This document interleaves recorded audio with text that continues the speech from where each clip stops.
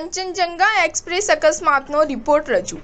Signal ખરાબ હતું। Train 15ની સ્પીડે ચલાવવાની હતી પણ ડ્રાઈવરને ખબર જ નહોતી।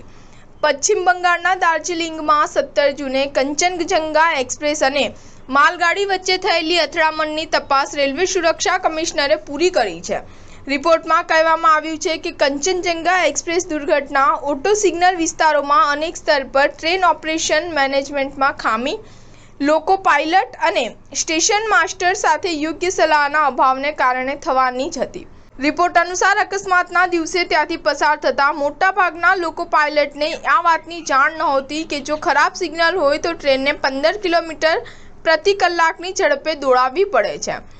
દાર્જિલિંગમાં 17 જૂને થયેલા અકસ્માતમાં માલ સામાન ટ્રેનના લોકો પાયલટ સહિત 10 લોકોના મોત થયા હતા। કમિશનરે ટ્રેનમાં અગ્રતાના આધારે ઓટોમેટિક ટ્રેન પ્રોટેક્શન સિસ્ટમ સ્થાપિત કરવાની પણ ભલામણ કરી છે। તેમાં કહેવામાં આવ્યું છે કે સંબંધિત સત્તાવાળાઓએ માલ સામાન ટ્રેનના લોકો પાયલટને ખોટા પેપર ઓથોરિટી અથવા TA 912 જારી કર્યા હતા। તેમાં માલ ટ્રેન કઈ ઝડપે દોડવાની હતી તેનો ઉલ્લેખ કરવામાં આવ્યો નથી।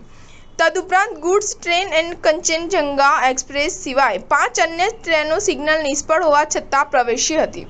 જો કે કંચનજંગા સિવાય કોઈ પણ ટ્રેને 15 કિલોમીટર પ્રતિ કલાકની ઝડપી અને ખરાબ સિગ્નલો પર રોકવાના રેલવે નિયમનું પાલન કર્યું નથી।